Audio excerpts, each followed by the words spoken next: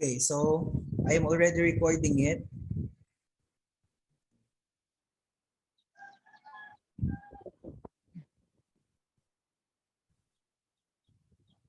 So it's already 3:06 in the afternoon. So for our topic for today, we will be continuing with the creative nonfiction. Again, creative nonfiction is always based on facts, or it has always a basis. Okay? Always remember that. So for our module 7, we will be discussing about the forms of creative nonfiction.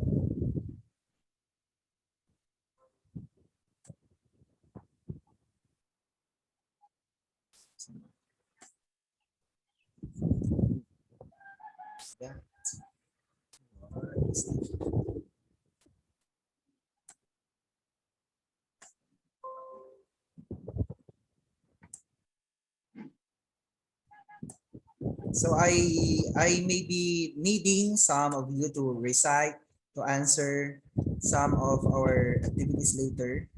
Okay.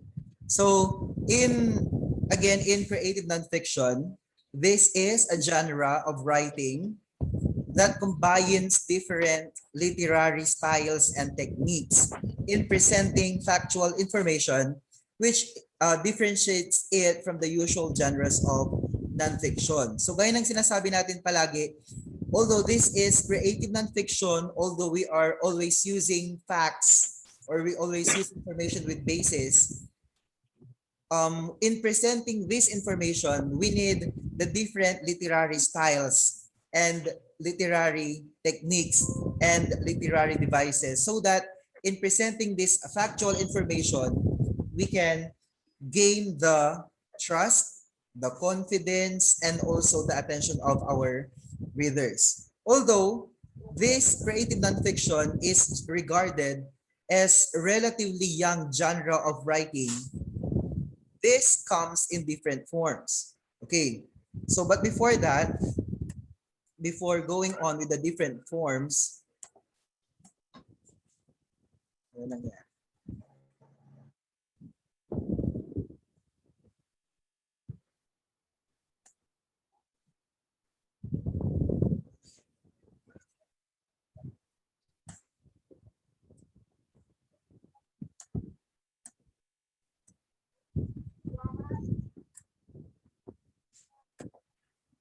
okay, before going deeply into our topic, first, let's have a text quiz.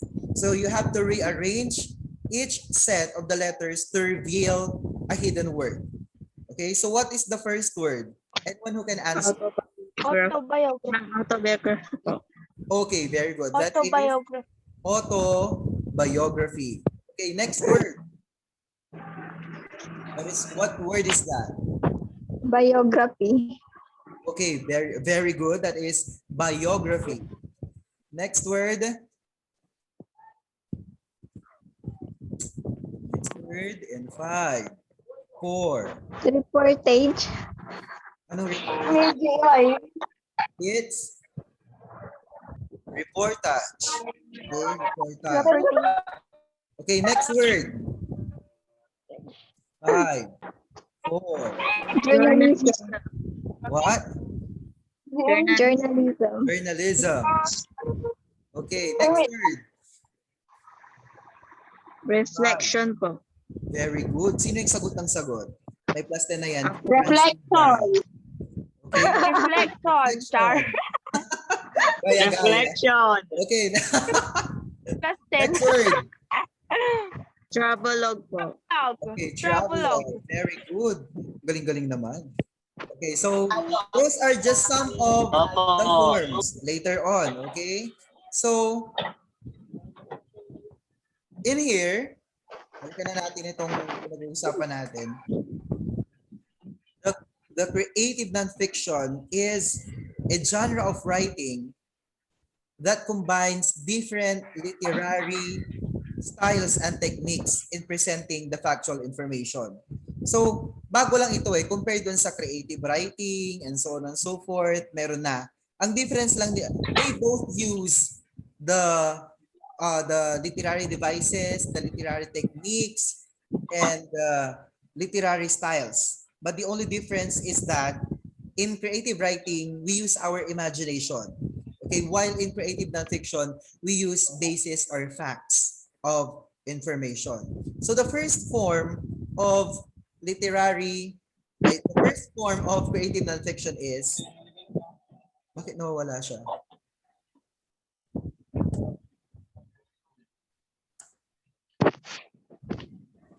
Okay. The first form is the autobiography.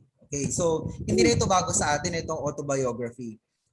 Etymologically, pag pinag-uusapan natin yung pinagmulan talaga ng word na ito, the word autobiography is composed of the words auto, which means self, bio or bios, which means life, and grapho or graphian, meaning right. Therefore,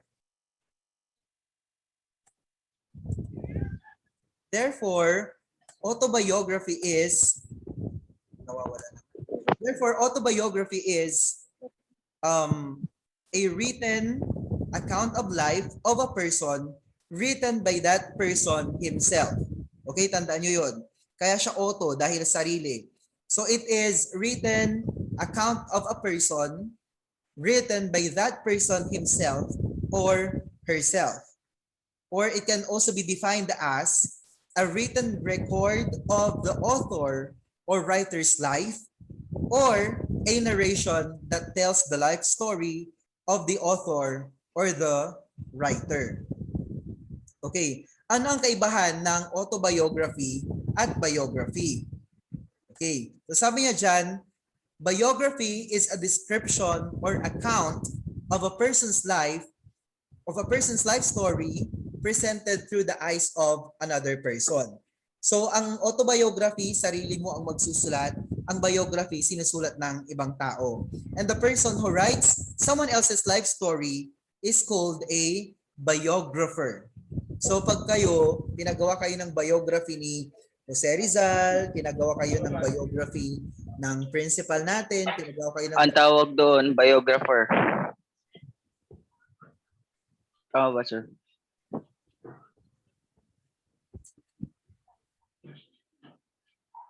And the biographer has to do extensive research in order to tell accurate facts about the person's life.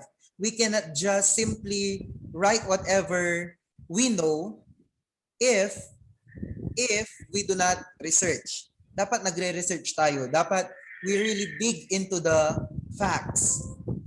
Hindi pwede yung tayo-tayo lang yung narinig natin, chismis lang, susulat na natin. Kasi yun yung narinig ko dati eh. Sabi mo, that should not be considered as a biography. So here are some tips in writing an autobiography and biography. Okay, so tingnan natin isa-isa.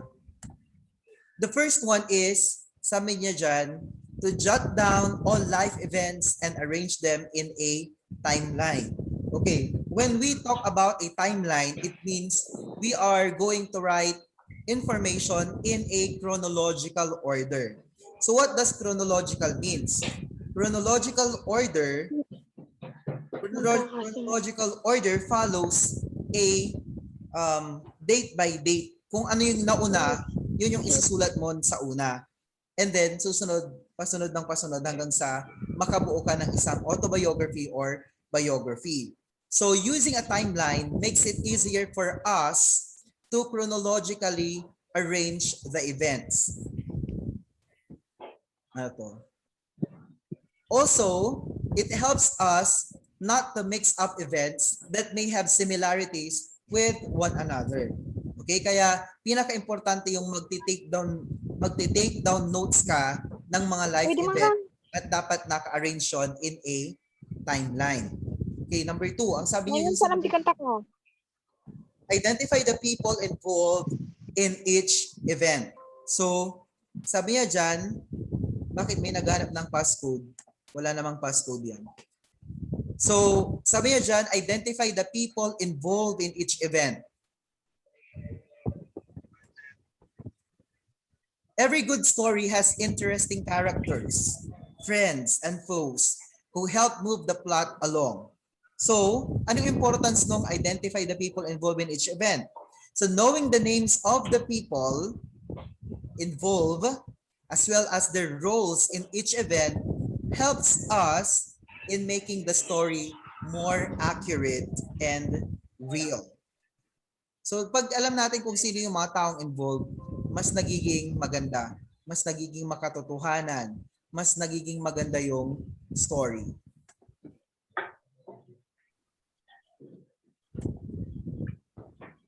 Hindi na ako mag-accept ng mga ano. Sino dyan?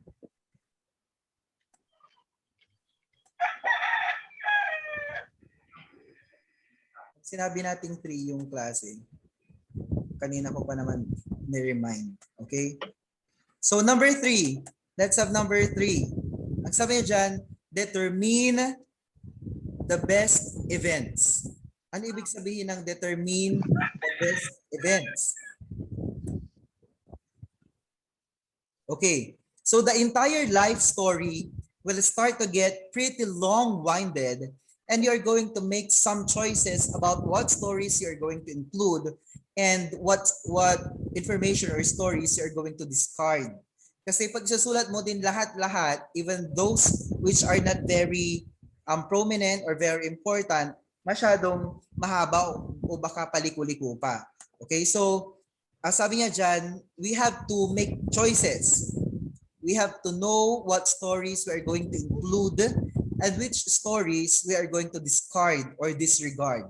So start by writing the key stories that we'll be going to include and put them together to create an image of your life if you are writing an autobiography or the image of the life of the person you are writing for a biography.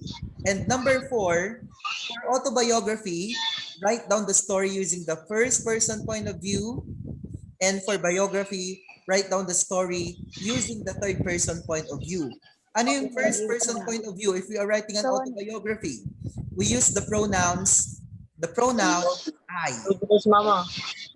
Since you are writing an autobiography. But if you are writing a biography, we should use the third person point of view or the pronouns as he, she, or they. Paki-mute po yung mga hindi nakikinig sa klase para hindi maka-istorbo.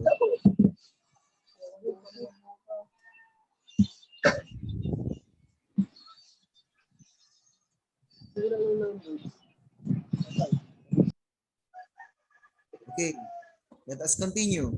Number 5. Number 5 is reading the output helps in identifying strong spots to be retained and weak spots to be enhanced, while rewriting, it is the chance for you to improve and polish the autobiography or biography. So we have also, there is also a need to identify the strong spots. Yung mga magagandang part ng story or very important part of the story of a person, and those stories must be retained. Okay? While those weak spots, dapat hindi na siya ang tawag dito, hindi na siya ini-include para maganda yung takbo ng story. Wait lang, I'll just mute the GC para hindi maka-istorbo.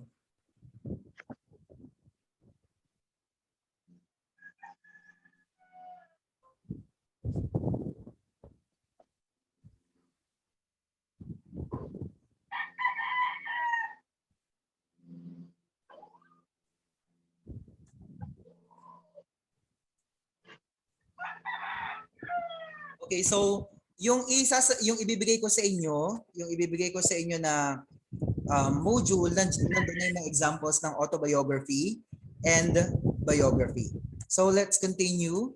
The next form is the reportage or the literary journalism. Okay. In reportage,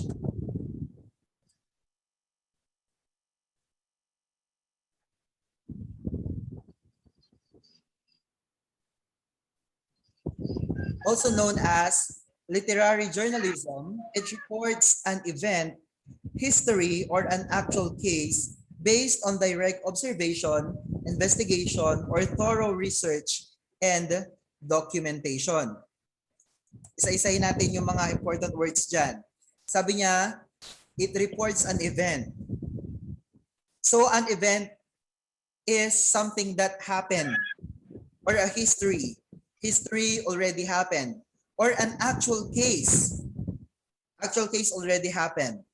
And when you report that or when you present that, it must be based on direct observation. Yung nakita mo mismo, na-obserbahan mo mismo. Or it is based on investigation. Na-imbestigahan mo ba? Na-research mo ba? Or it must be based on thorough research and documentations.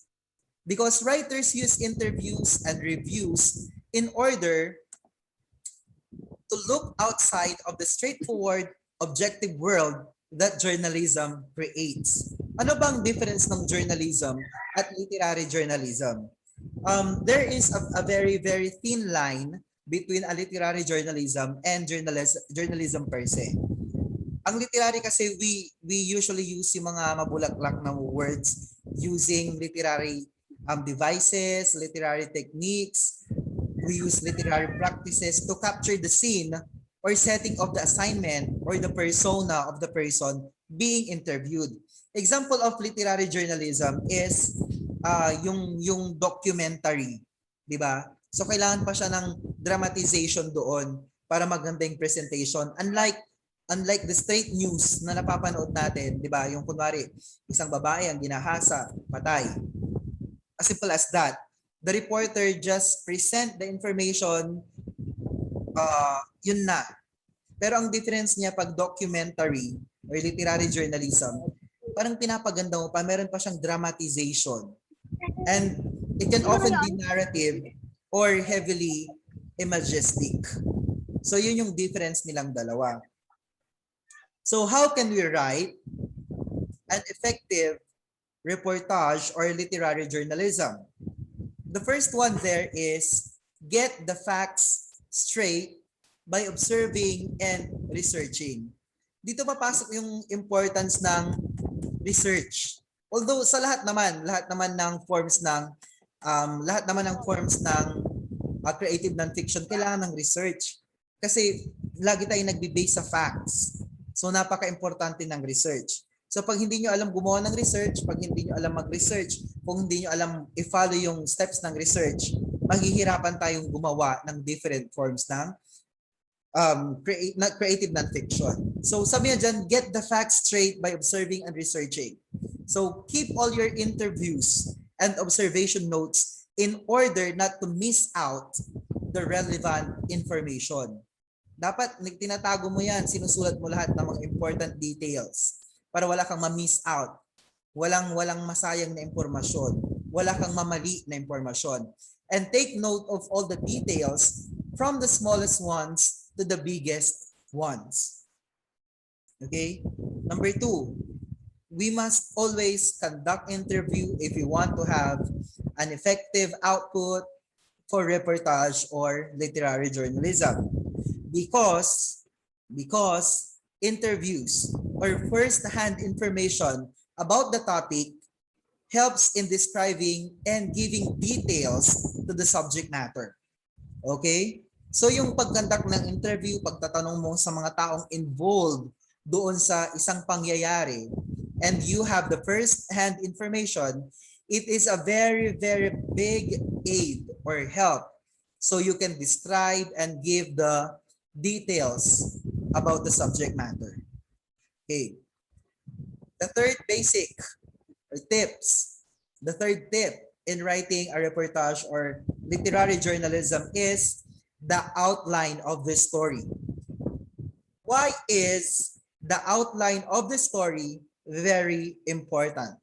Mali yung nasa nasa PowerPoint natin. The third is the outline of the story. Outlining helps us in organizing the events according to our style. Pag nanonood tayo ng mga documentary, lalong-lalo na yung mga documentary ni Cara David, di ba masyadong dramatic?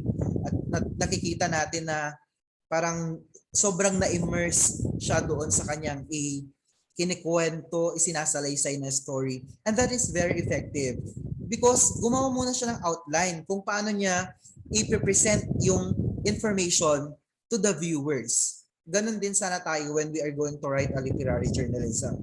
Number 4 is to use literary elements and devices in writing. That is why from our creative writing class up to our creative nonfiction classes, lagi nating pinag-uusapan yung mga literary elements, literary devices in writing because they really help. Later on, if you're going to pursue your college or if you're going to work in departments like in the Department of Education o kaya magiging writer kayo, magiging information officer kayo or anything and you are going to write a letter or write something that is needed for communication, napaka-importante na alam natin yung mga literary elements and literary devices in writing. Because, ano ba yung reason? Because using the different literary elements helps us not to leave the important elements that enhance yung nagpapaganda ng ating literary journalism, ng ating reportage, ng ating blog, ng ating etc. And also, these literary devices help us to make the reportage more dramatic, more appealing, and more interesting.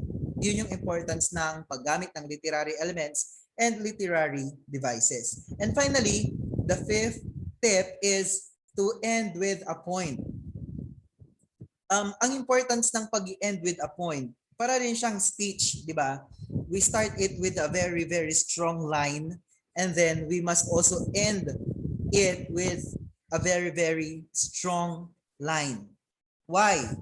Because our goal is to get the readers entertained.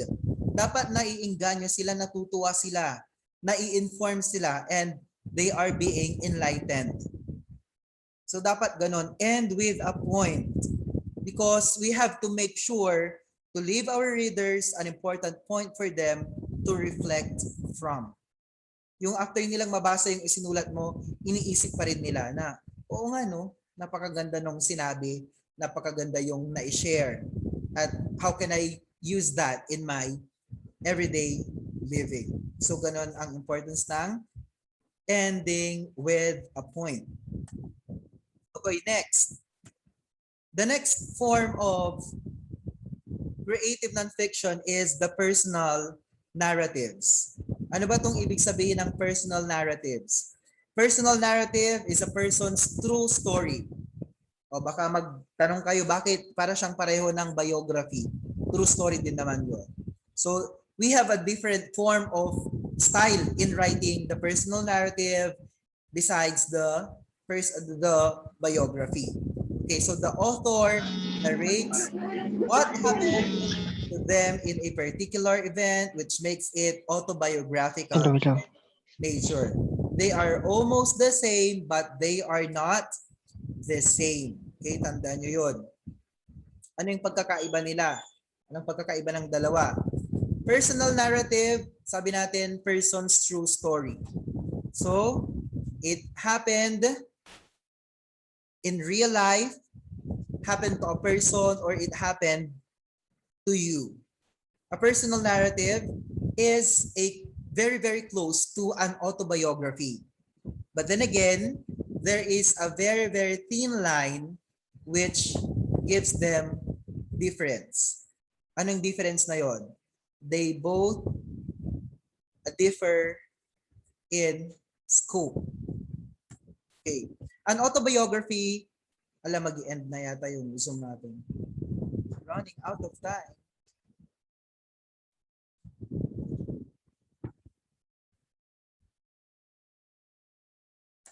Okay, last 10 minutes.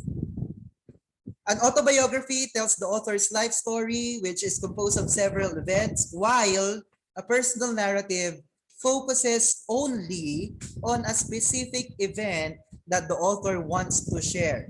So yun yung difference. Ang autobiography, halos lahat, several events or several important events.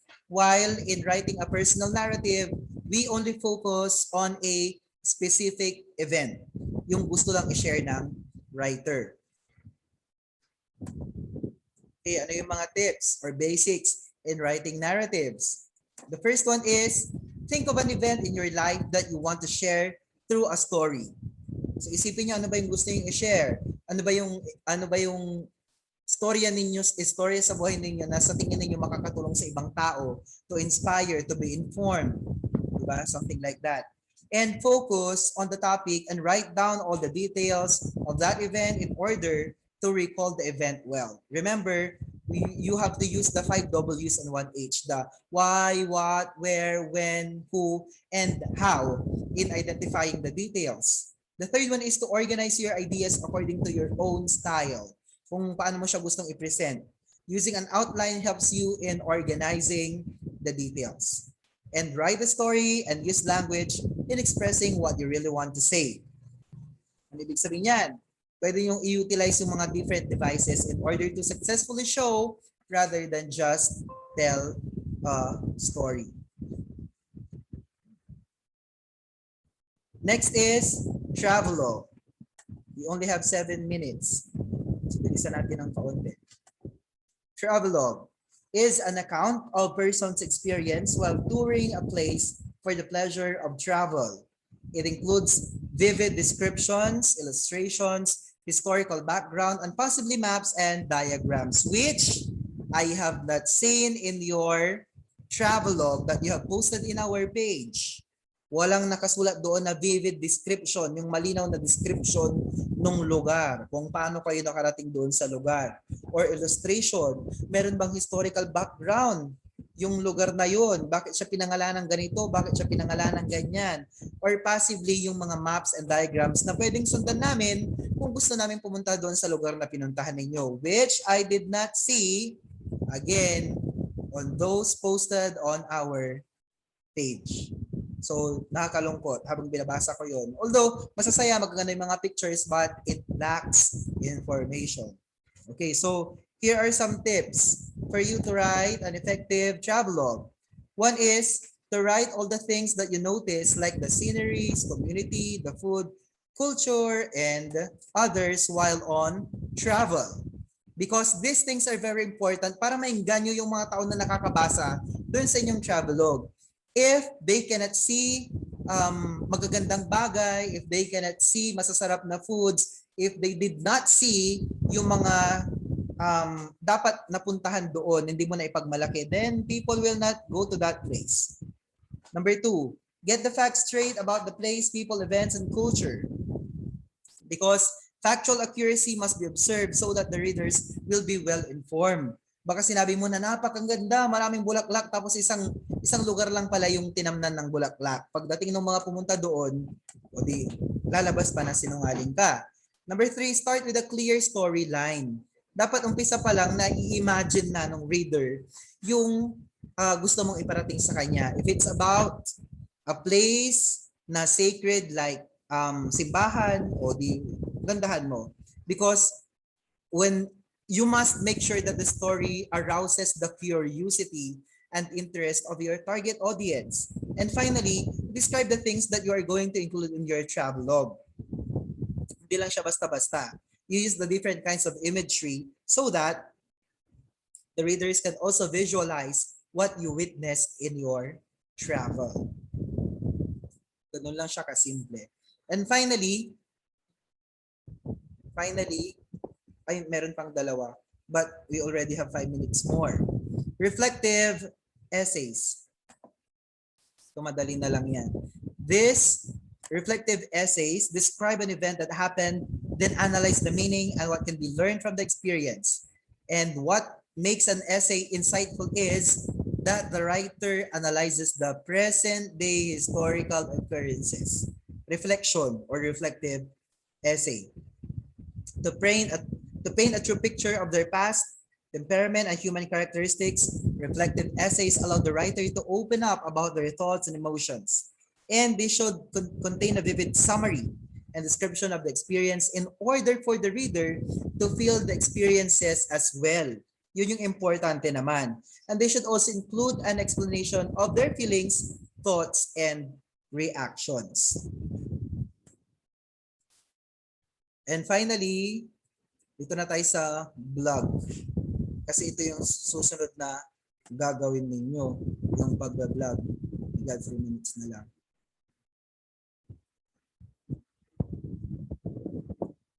Blog is an abbreviated form of the words weblog. Ang blog ay ginagamitan ng mga words. This is different from the word vlog with a capital V. Kasi yung blog is textual in nature, kaya words ang ginagamit. Writing ang ginagamit. While vlog, or with the capital V, refers to video blogging or video log, which is a social media account where a person regularly posts short videos. So ang blog, meron tayong tatlo. Meron tayong tatlo sa blogs. Food blog, travel blog, and lifestyle blog. From the words food, travel, and lifestyle, pag food, syempre, it's about foods. Pag travel naman, tungkol sa mga magagandang lugar. Individuals who love to travel and blogging. And finally, the lifestyle. Ito naman ay nakafocus sa mga quality of life, happenings in everyday life, doing interest, and attaining personal goals. So pag magsusulat kayo niyan, you make sure na yung gusto niyo, yung isinusulat niyo ay talagang gustong-gusto ninyo, natutuwa kayo, na-enjoy ninyo para mas maging maganda yung pagsusulat ninyo. Saan na ako? So yun. Those are just some of the forms of creative nonfiction. Paki-open na yung mga camera, mag-picture muna tayo bago tayo mawala ng oras. We only have 2 minutes more. Paki-open ang mga camera. Last 2 minutes. Picture lang tayo, ha. Smile.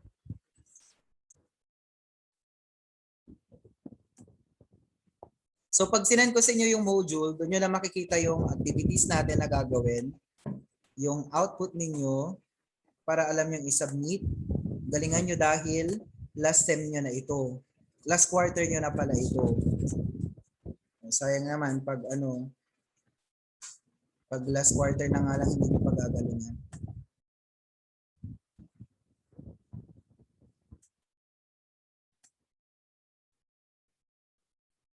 How do I stop the recording? Recording, stop.